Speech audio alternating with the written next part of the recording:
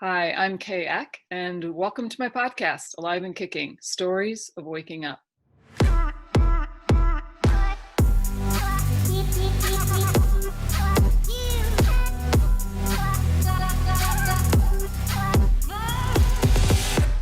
Hi, podcast family, it's Kay Eck. And before we get started with today's episode, I wanted to let you know about some exciting new content that we're going to be bringing to you. It's called Still Kicking Conversations, and we're going to circle back with some of the guests that we've had on the podcast, and we're going to talk about where they are now. We're going to continue the conversation, and we're going to get into how they're navigating their lives in the world today. Our first event will take place on live stream on Facebook on Wednesday, September 16th at 7:30 p.m. Central. My guest will be Lisa Trunkenbulls. We're also going to be in person at the Cava Diem Coffee Shop in St. Charles, Illinois, and we'll make the recording available on where you listen to your podcast as well. And so please go to my Facebook page to get all the details that you need and to submit some questions if you'd like to do that in advance. Otherwise, join us live. It's going to be a great dialogue. I also want to thank you for all the downloads and the comments and the reviews. I appreciate it so much. I hope you're enjoying the conversations, and I hope you stick with us and enjoy the new content. Welcome back to the podcast, everybody. I'm Kay Eck, and with me today, I have my dear friend, Neda McGuire. Hello, Neda. Hi, Kay. It's great to be here today with you. It's so nice to see your beautiful face. I am so happy to be talking with you today, and you are coming to us from the sunny island of St. Croix, and that's very exciting, and I can't wait to hear how you ended up there.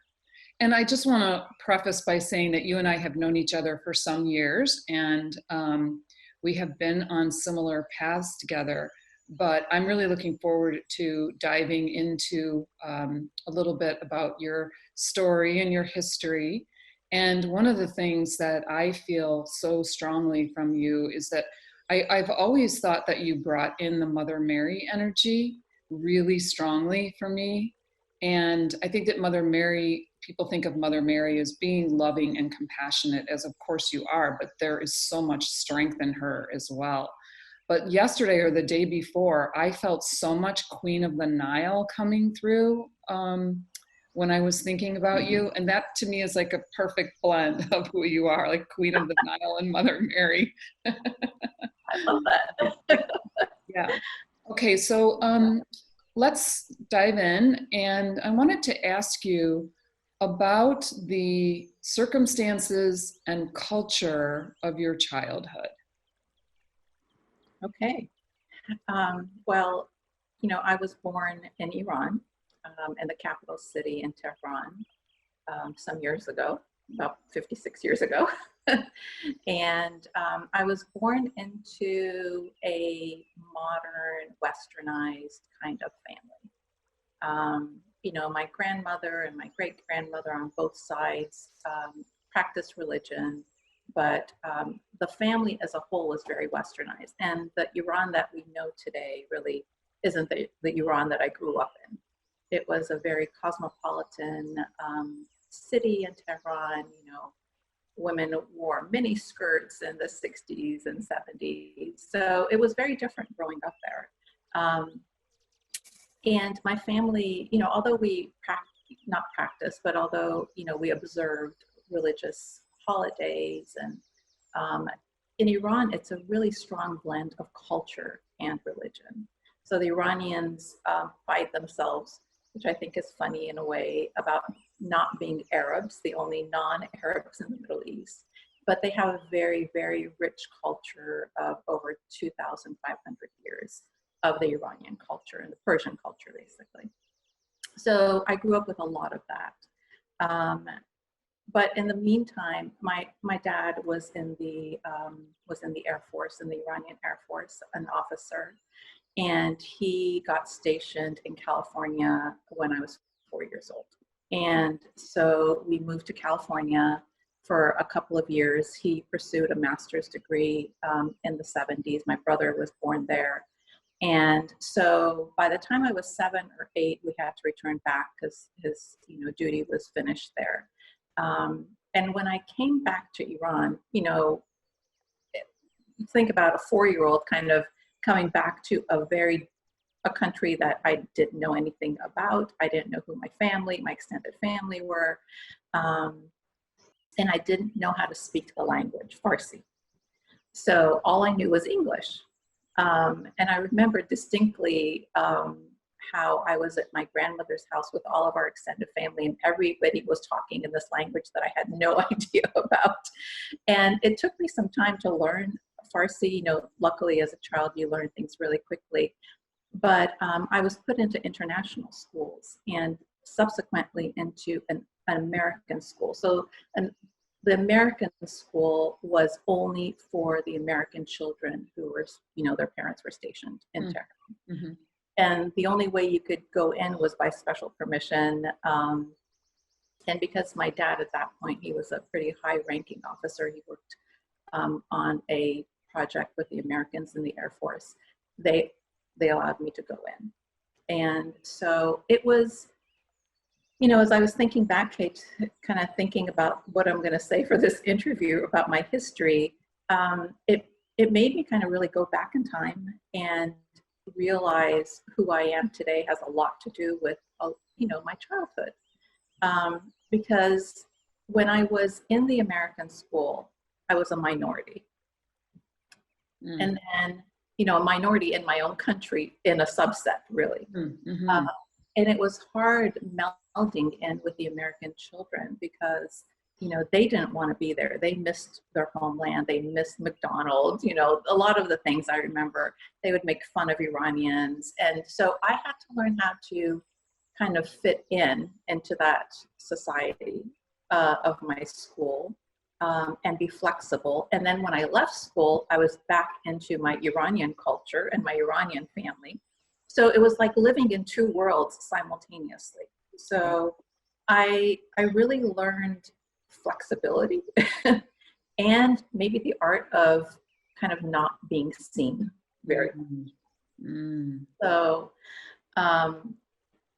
and then through, so that kind of went on for a couple of years. And then we come to the time in Iran where it is the revolution, with the revolution happening in the 1970s.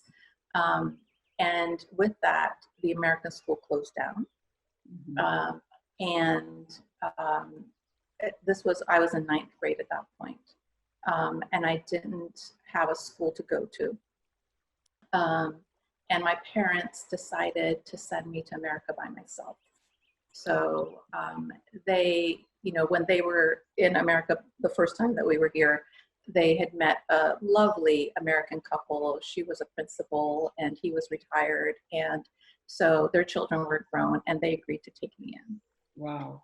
And so I was sent, so I was probably about 14 or 15 at that time. Probably more, I think it was 14. So I came to America in California and I started school kind of midway in my 9th grade. So kind of high school isn't easy to begin with. No. And kind of being thrown in. So I stayed there. It was a difficult transition for me. I mean, I'm very close to my mother and I really missed my mom. And it wasn't back then where you had a phone and you could FaceTime anytime you wanted. Like I got to call maybe once a month. And I just begged them to come back home. I just said, I don't want to be here by myself. I want to come back home. So they finally agreed. And after 7-8 months, I came back to Iran. And by that time, the revolution kind of had kicked up into gear. The new regime was into place. The American school never reopened, but there were like these little international schools that had popped up. And they would, there was like 30 or 40 kids. And so I started going to the international school with all Iranian children at that point who were like me, who, had gone to international American schools. So during that period, the war with Iraq, Iran and Iraq had a war. So that started. And during that period, Tehran was being bombarded And, you know, there were a lot of nights that we had to go into a bunker and, you know, just like a war, basically.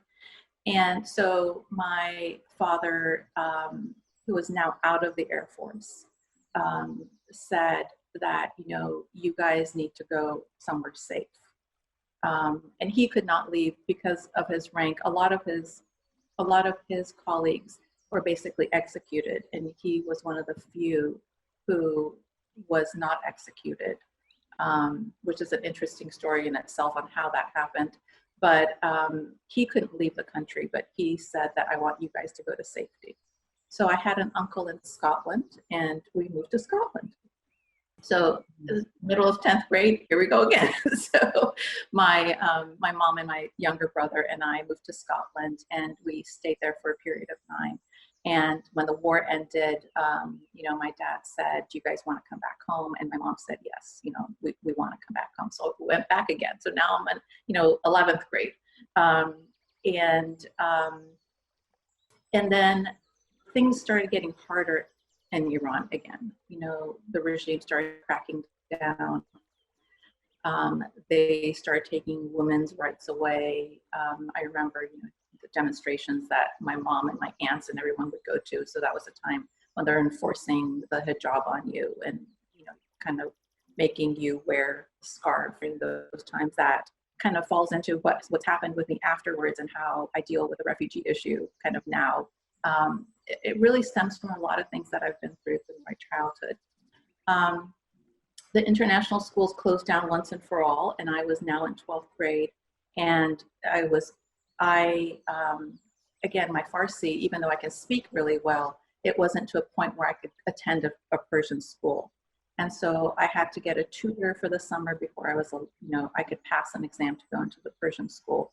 And my last year finished in an Iranian school, which was all Islamic doctrine, you know, full garb of a hijab, just a lot of ideologies that, you know, just didn't mesh well with how I was brought up. And then after 12th grade, I had a year where I kind of worked a little bit in an accounting firm, a Japanese accounting firm.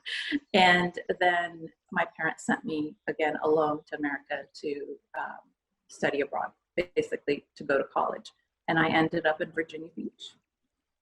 And have, you know, Virginia's been my home till I recently moved. And so that's kind of the history. So I probably changed schools during high school, probably about 8 times, you know, all sorts of different schools. Wow. So I think that taught me, again, a lot of flexibility of how to kind of, I won't say, you know, when you're younger, you can go with the flow much easier. You're just kind of like, okay, you kind of roll with it. And, but it gave me a good background of the things to come in my life. I guess you were in 11th grade when the crackdown occurred in Iran, and your family, although you had it sounds like you had some women in your family who were out protesting and that, but eventually you were all forced to comply with the standards. Is that right? Yes. So how was that experience for you? That must have been really You know, intense. it was an experience where if you haven't been in a place where your rights are stripped from you, you can't really explain it to somebody how it feels when one day, you know, you can dress as you wish, and the next day you're forced to. And when I say forced to, I really mean forced to. For example, I remember my mom and I were driving in a car. You know, my mom and I had our loosely scarves on our heads, but my mom had lipstick on and her nails were polished, like she had nail polish on.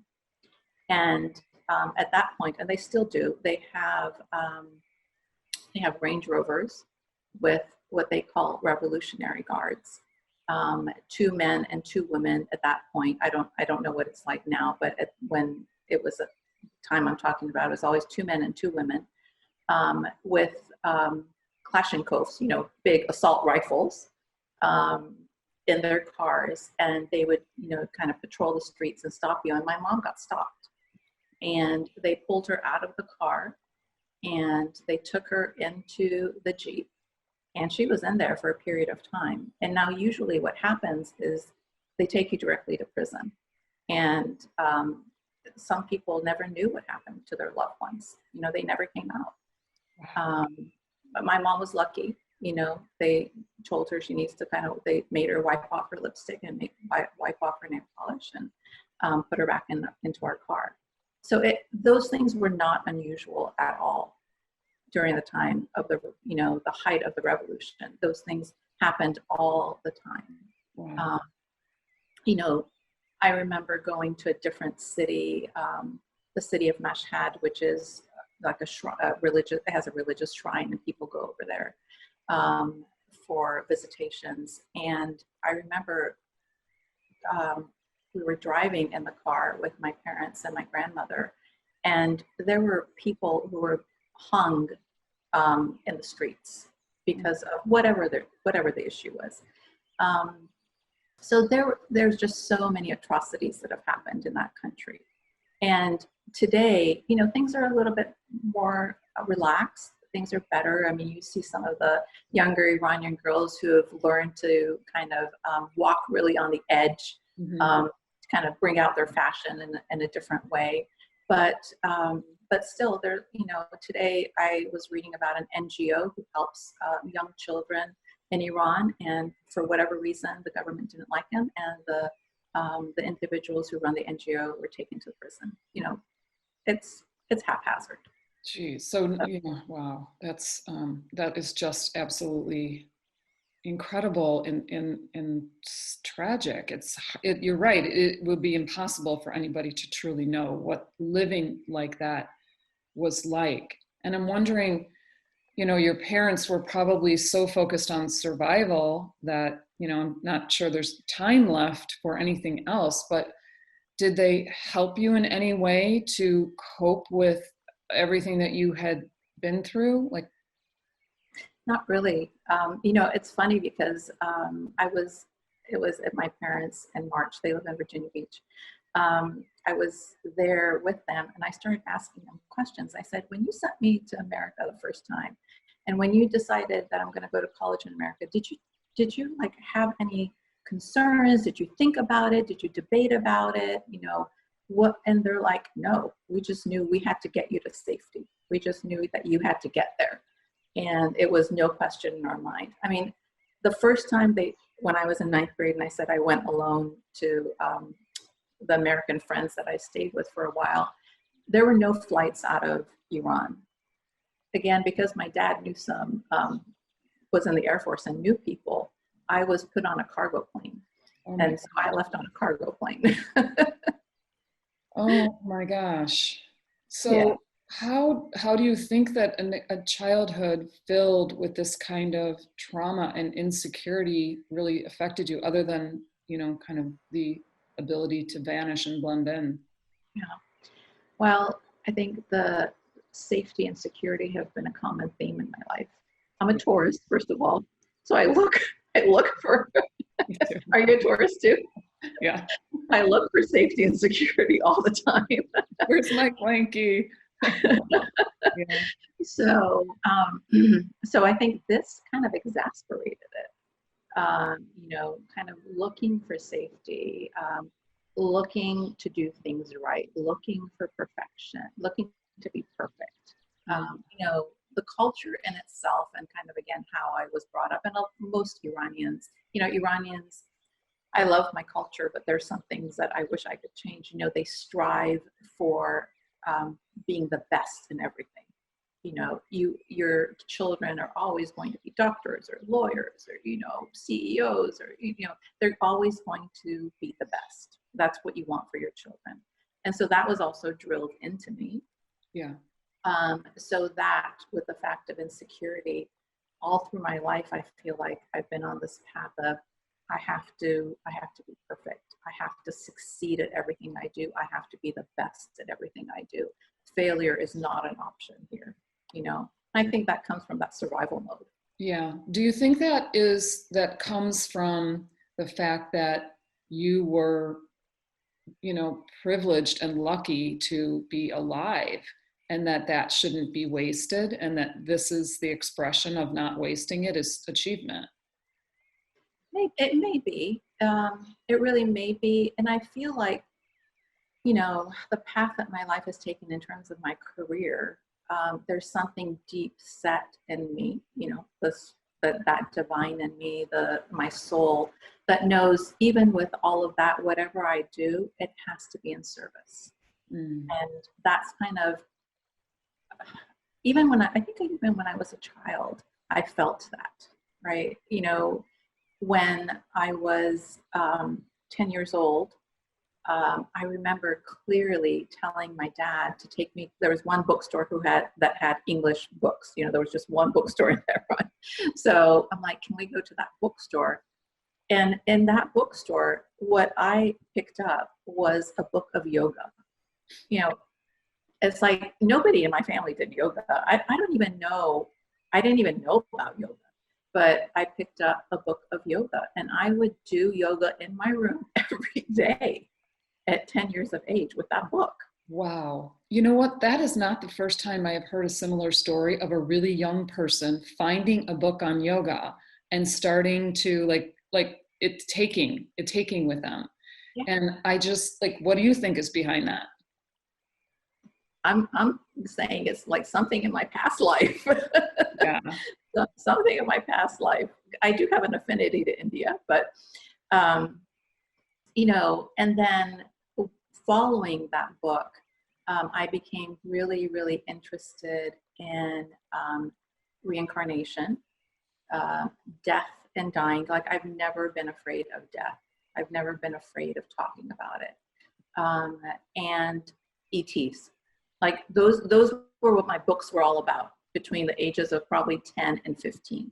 I would keep going to that bookstore and wanting those kind of books. Wow. And your parents kept buying them for you. So how did they encourage that exploration? My dad is very open-minded. And my mom is too, but my dad really encouraged me he wanted me to read whatever I wanted to read. So he would encourage me to buy as many books as I wanted. I mean, he has he has one upstairs filled with books right now in Virginia Beach, and he's an avid reader. So he really encouraged that. So I'm very thankful for that.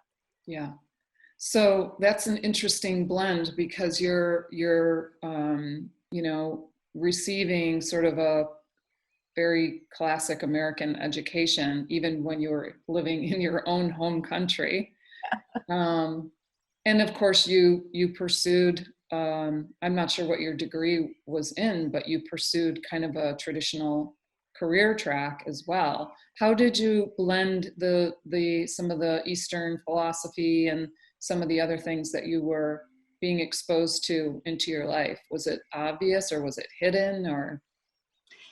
I think it was like two tracks. So, moving to Virginia Beach, again, I think both of us know there's no coincidences to anything.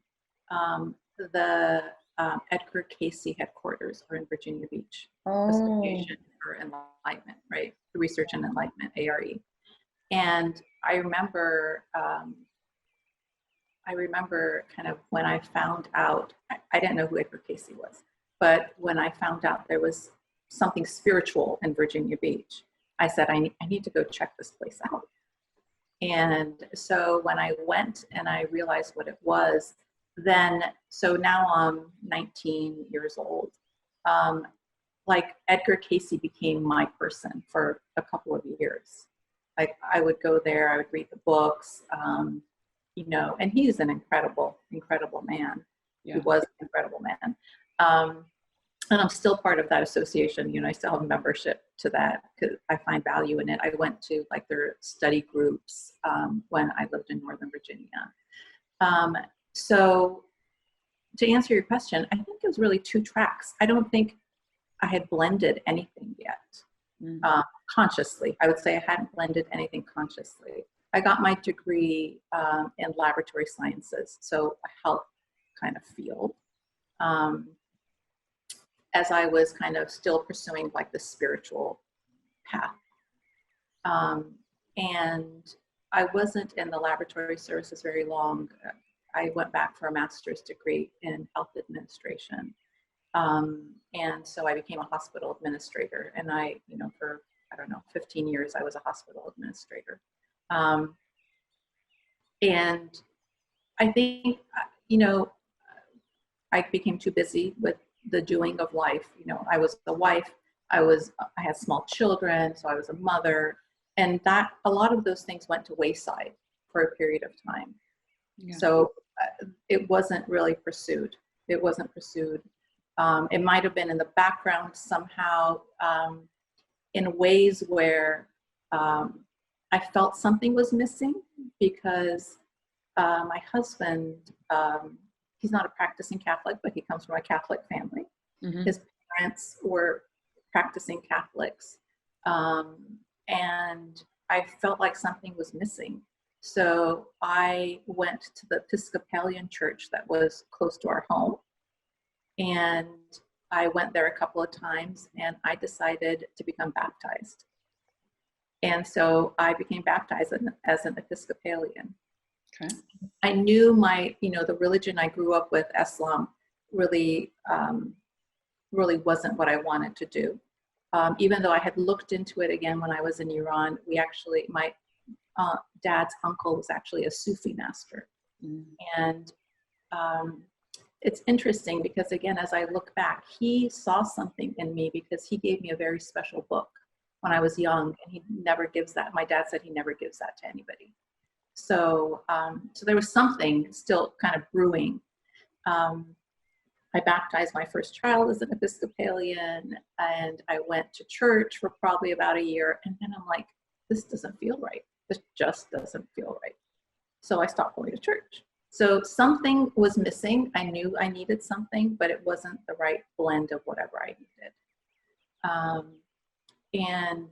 So again, after I was a hospital administrator, I started my own business at a home health company, and that just took up so much of my time and energy.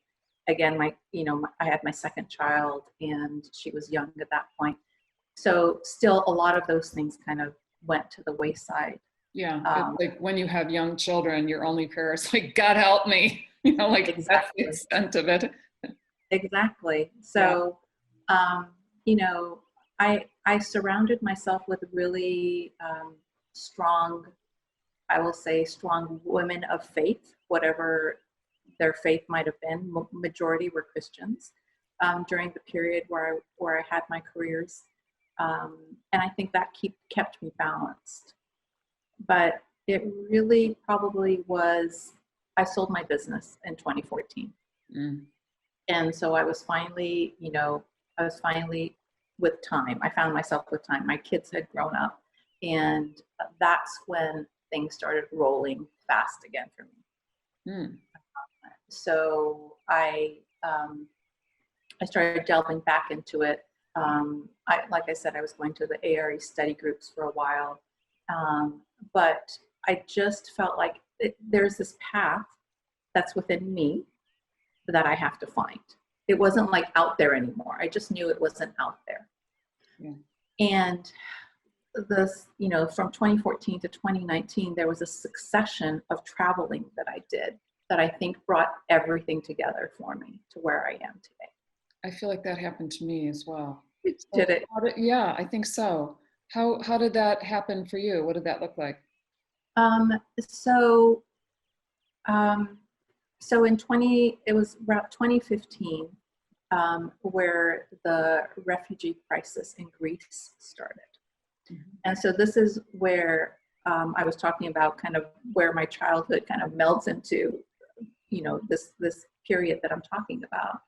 Is I was sitting reading the newspaper back then, the Washington Post. There was the front page was the picture of the little 3-year-old boy who had washed up on the shores of Lesbos, the island of Lesbos in Greece. Alankard was his name. And I remember I looked at that, Kay, and I just started crying. I'm just like, even now that I'm talking about it, I get chills. I just started crying, and I looked over to my husband, Jim, and I said, Jim, I'm going to Greece.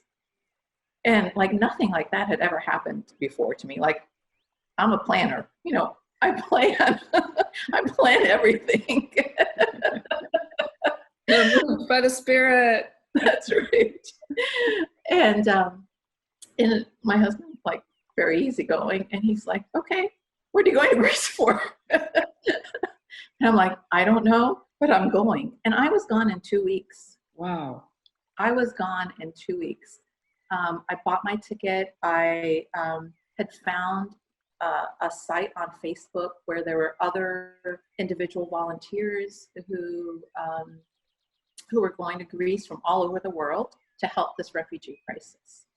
And so we basically all came together during that period of time, individuals kind of helping the boats coming to shore with few NGOs, few private NGOs. And then obviously there was, you know, the larger NGOs, kind of like the UN and the Red Cross, etc.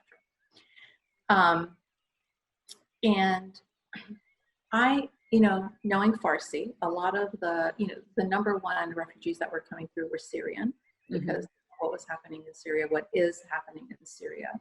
And the number 2 and 3 population were from Iraq because of the war from Iraq, and then the Afghans because of the Afghan war. So the Afghans speak Farsi. Okay. And so I really found my place with being able to communicate with them and kind of greeting them coming off the boat, because, you know, these are little dinghies that are supposed to hold like 10 to 12 people, and they're crammed with about 70 to 80 people. And I mean, it's just horrendous, truly. And it's still continuing. Even to this day, it's still continuing. So I really felt a kindred spirit with all of these refugees. Just, again, being of service, being able to help in any way that we could, you know, feeding them, giving them dry clothes, you know, translating for them for medical needs. And so that's where my Farsi and my medical piece all came into together as well. So that started it. That was 2015. 2016, back to Greece. 2017 and 2018 were probably, so kind of going back to what was going on to Greece, it's where my heart cracked open. You know, so during all this period of my career, you know, you're kind of in your career form, your 3D mode, and, you know, you have your walls and everything. But there, it was just wide open. I mean, I would, in the afternoons or night times when we would go back to our rooms, all I could do was cry.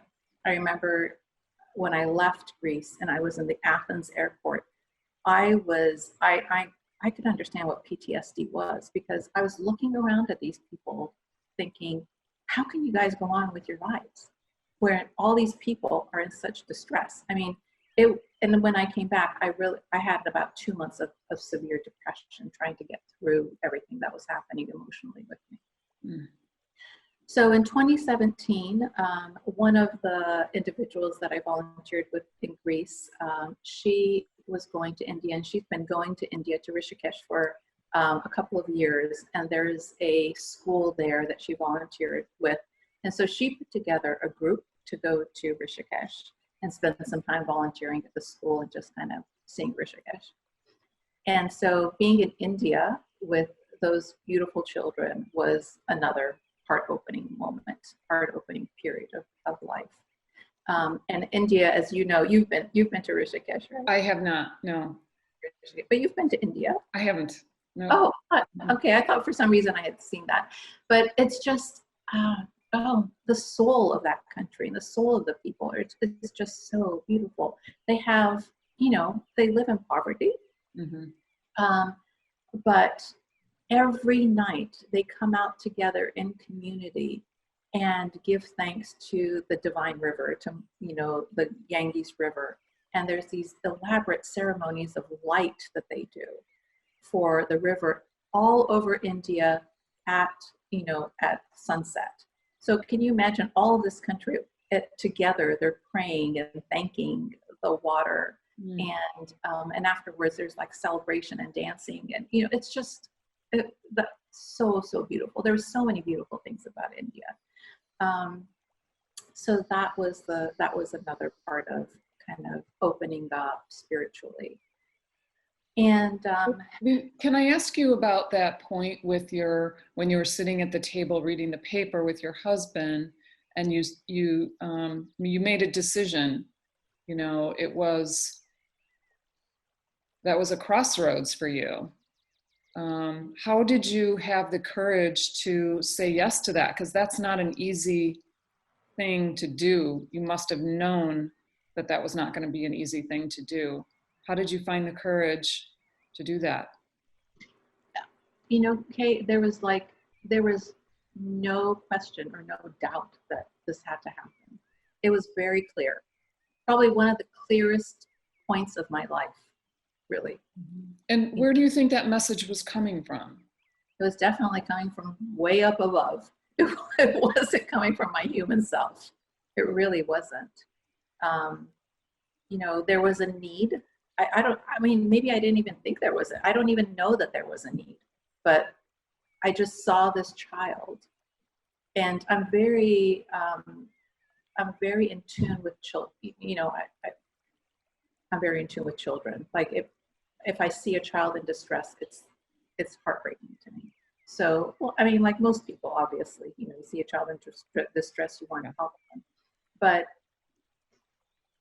I really think it's because of what I went through in my own childhood. Yeah. There's no doubt about it. No, I was a refugee. I was an immigrant coming into this country. So when you see these refugees and immigrants who aren't welcome anywhere in the world, and they're stuck in prison camps in Greece still, I think to myself, that could be me. If I wasn't given the opportunity to come to America, that could be me. I could be sitting with my family in a prison camp. In those camps, there are educated people. There's doctors, there's lawyers, there's mothers, really educated people who have kind of decided they can't live in their own country. The travel that they do to even get to the shores of Greece is an atrocity in itself. Kind of selling your whole livelihood, being taken for everything that you have, walking through all sorts of places in Turkey, not being safe in Turkey, and then being put by smugglers on a boat who take everything from you. And they put you on a boat and they say, okay, go. A lot of boats have drowned. I met a lot of people whose family members had drowned.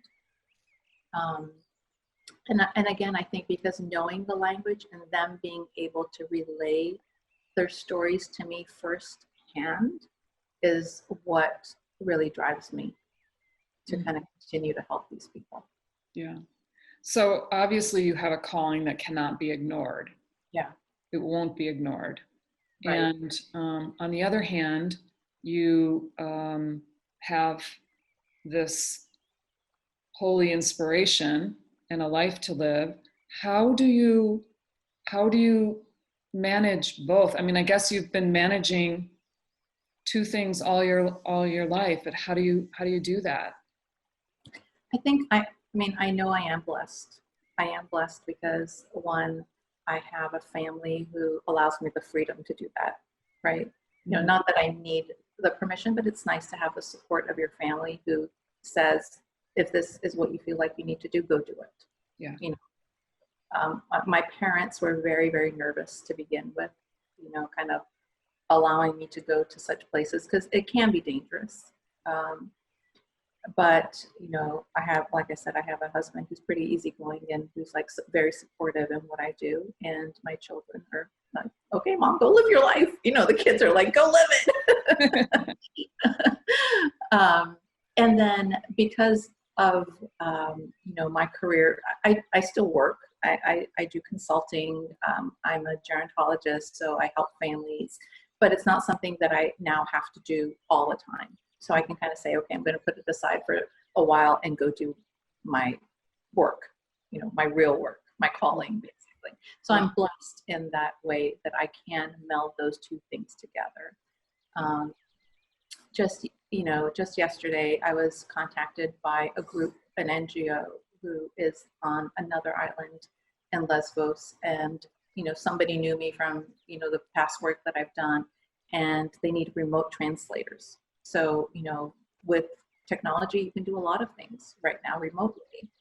I had planned to be this March. I had planned to be back in Greece, but with everything that happened, I had to cancel that trip.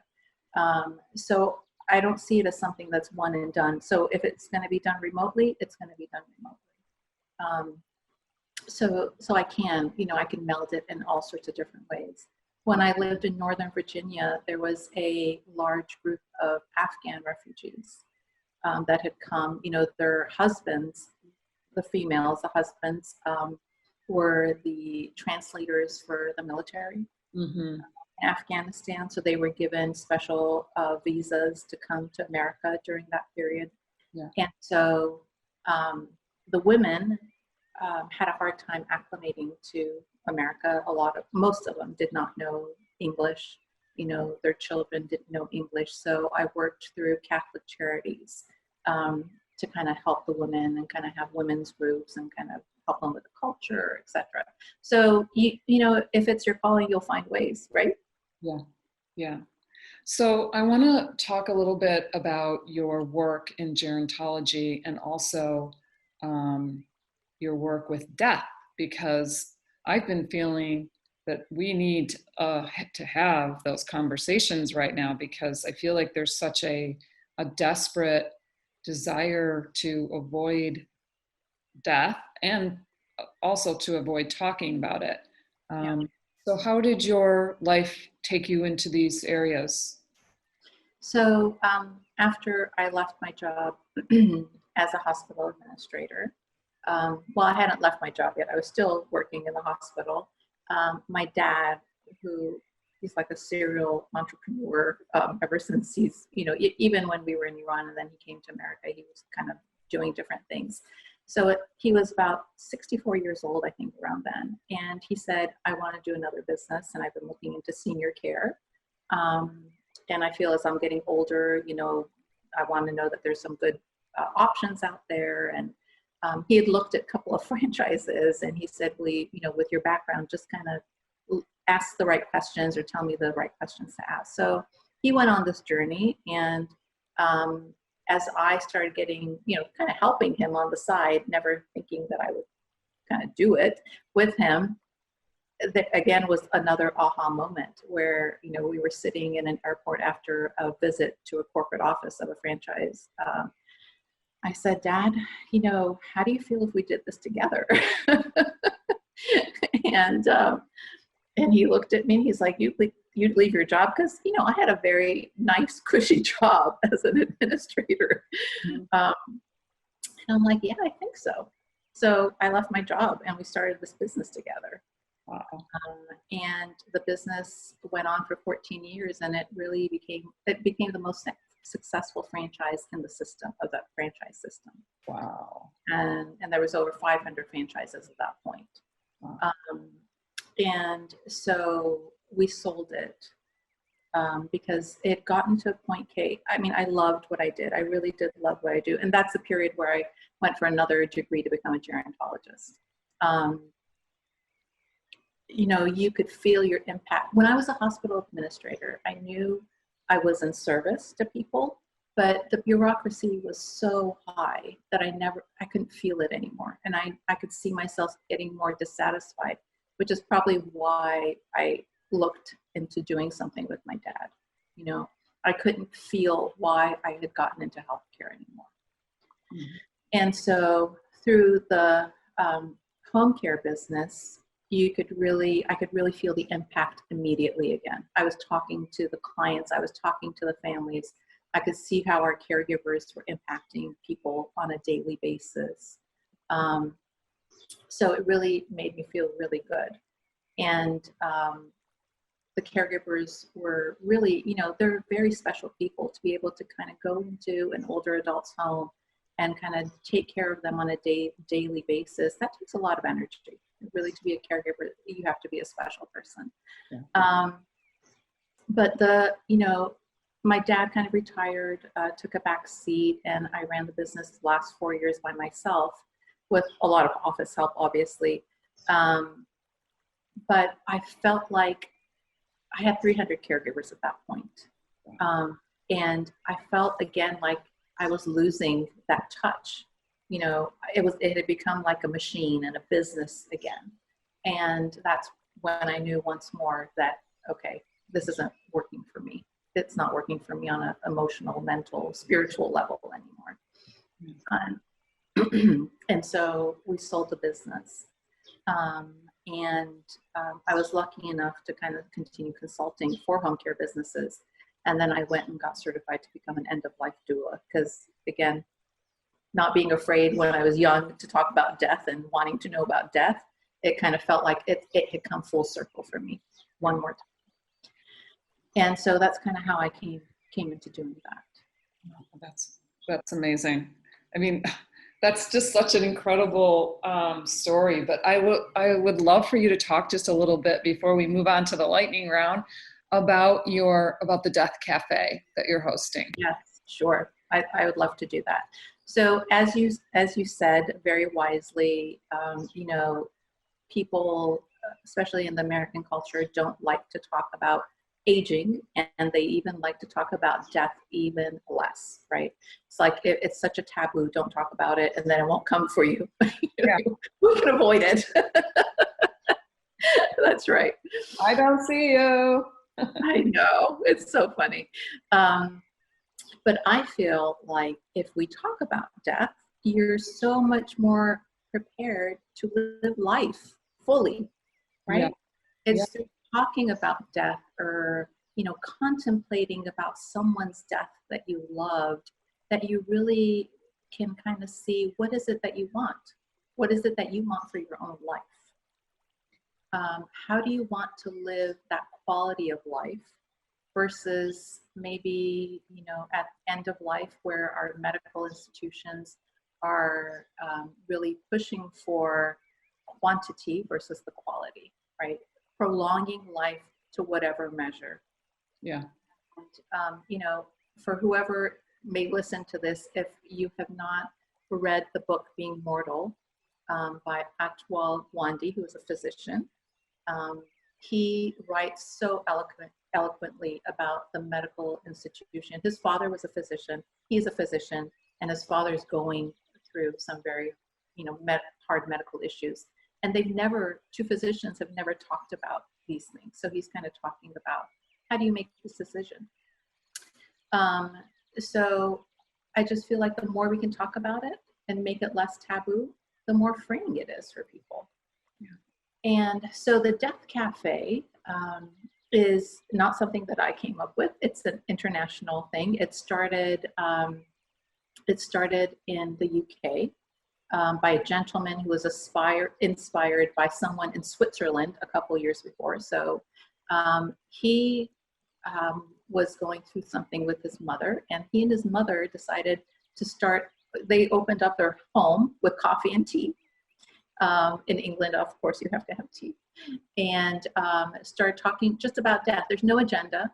You know, you don't come prepared. There's no agenda. It's just free-flowing conversation about whatever you may be feeling at that point regarding your feelings about death and dying. So I decided when I moved to St. Croix, which since November, being on the U.S. Virgin Islands, and there's a group of seniors here who have come together, and they invited me to come speak to them.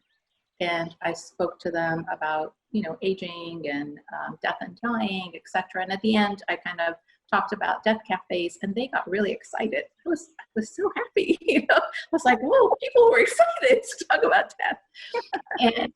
And they asked me if I would start the Death Cafe in St. Croix. And so I said yes, but, you know, obviously everything happened. So I've been doing virtual death cafes now. And the virtual death cafes now I've had people from the UK, I've had people from Canada, you know, I've had people from all over America, as well as majority of St. people from St. Croix kind of on this virtual death cafe that we do once a month. Mhm. And every death cafe is different. You know, it depends on what the people are feeling. It depends on, you know, one of them focused on assisted suicide. You know, one of the ladies talked about how her mom had told her that she wanted to die, and the daughter had agreed that she would help her mom do that, and she helped her mom do that. So, you know, that was, people were asking questions. How did that make you feel? You know, there was another woman whose mom is asking the same thing. So it's just a beautiful, safe space where, you know, people can talk about death without feeling weird, basically, without feeling, you know, talking. Maybe you can't talk at a dinner table with your family about death, but you can come here and talk about it. Yeah. And I want to add that it's, you don't have to be confronting death, although we all are confronting death every single day. But you don't have to be in awareness of confronting death or going through it with somebody else to benefit from those conversations. Absolutely. Absolutely. You know, we are in the time where death is front and center for all of us because of, you know, COVID. So that's kind of exasperated. Actually, death cafes have really gone up in terms of how many are presented and how many people are participating right now. Because people, it feels like people need an outlet. They need an outlet to talk about whatever's going on with them. So, but you're right. You don't need to be. I mean, I've attended some virtual death cafes myself, and some of the people are young. They're in their 20s. Yeah. You know, in 20s and 30s, and they just want to talk about it. Yeah. I kind of feel like that has been one of the greatest gifts of my spiritual path, is that death is just a doorway to me. It doesn't feel like an end of anything, you know? So knowing that, I just don't even think about it really. It's not like I'm avoiding it, but I'm like, bring it on. I'll be fine. You know? Yeah, definitely. And I do think of people who maybe don't have the spiritual thoughts that we have. Yeah. And how, you know, I always wonder, how do they deal with the finality of their life? I think it's harder, much harder. I think so too. I know, because it was so hard for me. That was like, I can't die now because I don't have like a framework. I don't have a system. I don't have like, you know, a plan. Yeah. Yes. It was terrifying to me. I But know. once I kind of, you know, got it figured out for me, then, you know, now I don't live with that fear anymore. But I'm wondering if we could move on to the lightning round. If that would be okay with you. Oh, and I also just want to say that before we get started, that we'll put the notes of how to reach you in the podcast notes below. So people will be able to get a hold of you. Okay, so do you prefer dawn or dusk? Dawn or dusk? Gosh, they're both so beautiful. I think dusk, probably. Yeah, me too. Yeah, that's kind of settling down. Every evening when dusk rolls around, I get like this full body just blessing, just a full body blessing of like how grateful I am to be here and how just like everything. I don't know. It's very strange. Yeah, it's kind of, it settles you down. Yeah, I think they're both really holy times, but for me, dusk has always been, Yeah. What's more important to you right now, wisdom or inspiration? For me, probably inspiration. You know, I feel like there's ancient wisdom in me that needs to be inspired to come out. How about that? Oh, I love that. Yeah, that's perfect. Where do you find that inspiration? You know, the inspiration for me really does come. Right now, I live in such a beautiful place. Nature is probably my number one inspiration. You know, I can easily go put my feet in the water, in these crystal blue waters and the beautiful sand. I can look at the lush mountains, even though we have Sahara dust coming through right now, but usually I can look at lush mountains. Just kind of being in nature. And I'm lucky to have my hammock under some palm trees. I just kind of go into the hammock. That'll do it. Do you prefer a hot shower or a hot bath? Oh, hot bath. Hot bath. Yes, with nice lavender Epsom salts. Kind of soak in, let the water wash through you. Me too. Yeah. I like them both, but if I had to choose, it would be that. What role does politeness serve in your life? Oh, that's such a cultural thing for me. That one is really embedded in truly from my culture. As a child, you're taught to be very polite to your elders. You stand, if an older person comes into the room, you actually have to stand up and kind of say hello to them. Politeness is so embedded in me in every way. So, yes. Yeah, big. What's your go-to comfort food? Persian food. Oh, I'm not sure I've had Persian food. Oh, you What are have the to try. flavors? So rice is the main ingredient, um, and it's kind of like fluffy basmati rice. And then there's always a sauce, which is called a khoresh, that goes over it. So it can be, tomato based, it can be vegetable based, all sorts of different things kind of go over it. It's not like it's like if you think about Indian food, it's similar, but it doesn't have the spiciness or the curry base of Indian food. Just very vegetable based. Yeah. There's a restaurant where I live. It's a Kurdish restaurant, and I'm assuming that maybe there's some similarity, like the use of Could sumac be. and Yes. za'atar and Yeah. yeah, It nice. could. Yeah. So So, Persian food is my comfort yeah. food. Well, did you bring a question for me today? I did. I Yay. So in as an end of life doula, when I work with people, a lot of, one of the questions that becomes important is kind of the legacy that you leave behind for your loved ones. So my question for you is, what would you want your legacy to be for your loved ones? Yeah. Well, this is I was just thinking about this the other day because, I've been a student of the Sophia Code, the book and the movement, which is a divine feminine Christ consciousness leadership movement. And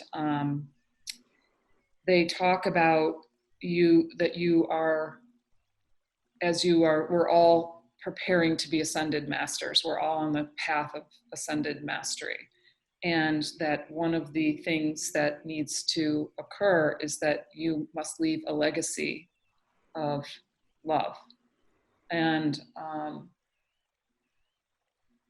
at, you know, so that like fuels everything I do because I I want to leave a legacy of love. And that it's so important to me. And I haven't really talked to my family about that. That I haven't let them know that that's what's motivating me because I certainly could be doing many other things, but I can't not do this. So hopefully, that old adage of leaving your place better than you found it, hopefully that is what the legacy is. But time will tell. I hope I'm not done yet. No, you're not done, but you're definitely doing that, Kay. You really, really are. Thank you. Thank you. Oh, Neda, it's been so beautiful to be with you here today. I have enjoyed our time together, and your story is just, it's incredible. It's heartbreaking. It's beautiful, and Thank it's you. your life has been such a legacy of love for me to watch, and Thank you. I wish you all the blessings on your Me path. too. Me too, dear sister. Blessings Thank to you. you. Thank you.